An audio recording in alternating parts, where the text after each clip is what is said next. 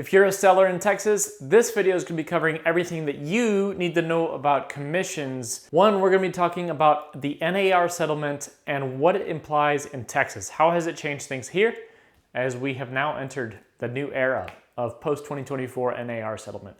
Number two, we're going to be talking about some more tactics. How do you negotiate and how do you put it on paper here in Texas when it comes to paying out real estate commissions? How does it work? And then last of all, what should you expect from your agent if you're paying them commission? Because there's commissions from $500 to many, many thousands of dollars.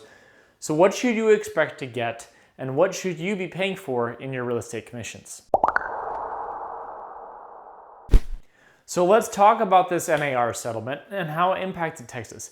These are the things that realtors don't want you to know about the commission now in this post-NAR settlement era. Okay, I'm a little exaggerated. There's nothing to hide here. It's full transparency. But the important thing is that you need to be empowered with the knowledge of what changed and how does it impact the way that you go about selling your house or buying a house in this new post-settlement era. The first one's not really a change here in Texas. However, it's re-emphasizing something that has been stated before in a way that's extremely clear. All commissions are negotiable. Yes, you can ask for discounts, you can ask for so on and so forth, and the realtor can also negotiate. They can choose not to discount to the level that you're asking. So it's always negotiable. One thing that did change here in Texas is that commissions can no longer be advertised publicly. They cannot be in the MLS. They cannot be in any kind of photos or any kind of literature for a property that's out in the public saying that the seller is offering X amount of commission. Part of the reason that they did this is because there were a few MLSs in different areas across the United States that required the listing agent to put a minimum number on the buyer's agent commission. They didn't allow you to go below a certain value. And therefore, if the seller wanted to list on the MLS, they had to offer that minimum number. That's not a negotiable commission, and that's why we have the new rules indicating that it cannot be publicly advertised and it can't be a set value. It must be always negotiable. As a seller, you do need to remember that although it sounds really nice to walk away from a deal with 3% extra in your pocket, you may want to consider what impact it may have in terms of finding a buyer that comes to buy your house. Keep in mind that if you are able to get in a multiple offer situation, let's just say you have one buyer bidding against another buyer, they're likely going to bid each other up because they just don't know what the other party's offering, and we're not going to tell them as a listing agent, of course. So you're going to get more dollars in your pocket if you can get in that situation.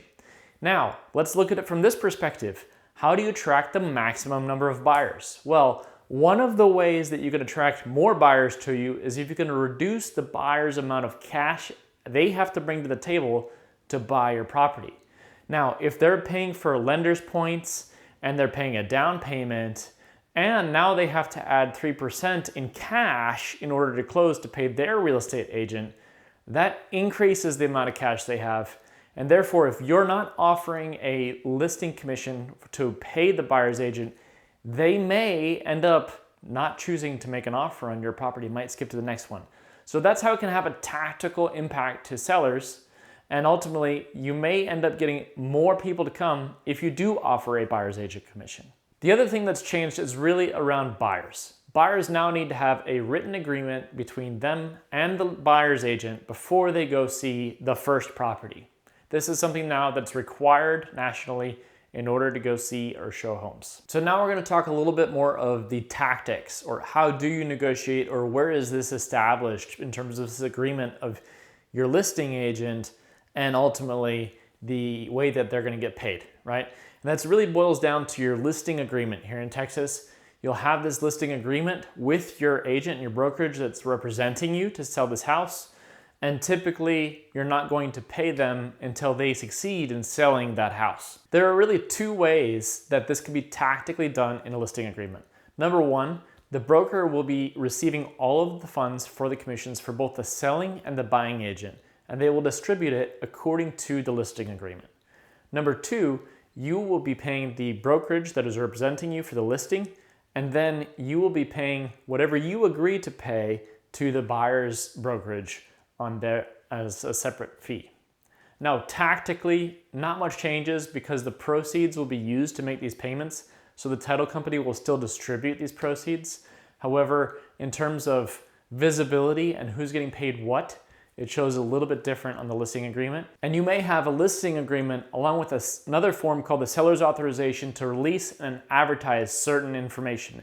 This allows your listing agent to advertise to other brokerages out there that you are offering a buyer's agent commission. Now keep in mind that just because you have an agreement with your listing agent that says that you will offer X% on your listing doesn't mean that you won't receive offers asking for above X%. So make sure that you read your contracts as you receive them and that you have an understanding of what commission will be asked for with that contract. All right, so now let's talk about what should you expect from your listing agent, because there are fees, let's just face it, from a couple $100 all the way up to many, many thousands of dollars for listing.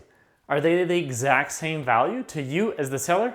Picture this scenario. You get your home listed to sell and crickets. Very few showings, very little feedback, ultimately no sale. After analyzing thousands of failed listings and expired listings, I can tell you there's really only 4 reasons why houses don't sell. Let's be real, nobody wants their listing to fail and not sell.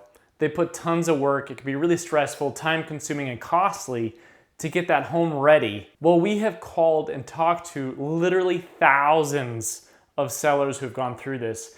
And what we found is that there's really only 4 reasons why their listings have failed. A, they have bad photos. B, they don't have a good proper marketing plan to get it out in front of as many people as possible. C, they didn't have good communication. Either the communication wasn't good externally with prospective buyers or it wasn't good internally with a client to let them know that the agent was actually working. They were doing the work, they just weren't communicating internally with their client that they were getting the work done, and therefore there was a bad perception of what was happening. And the last of all is price.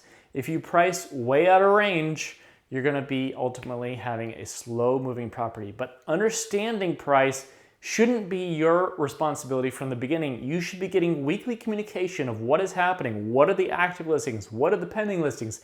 What are the sold listings in your neighborhood every single week? So this is how you should be working with your listing agent to ultimately understand and have a pulse on your property and get that deal across the finish line. At the A-List team, we work backwards from ultimately the 4 reasons why houses don't sell, and we have photos done professionally, a marketing plan that gets this in front of many people, from print to internet to all sorts of different tactics to get your property in front of as many eyes as possible and bring them ultimately to more visits, maximizing visits to multiple offers and getting the sale done. We schedule things like communication because if you don't schedule it, it doesn't happen.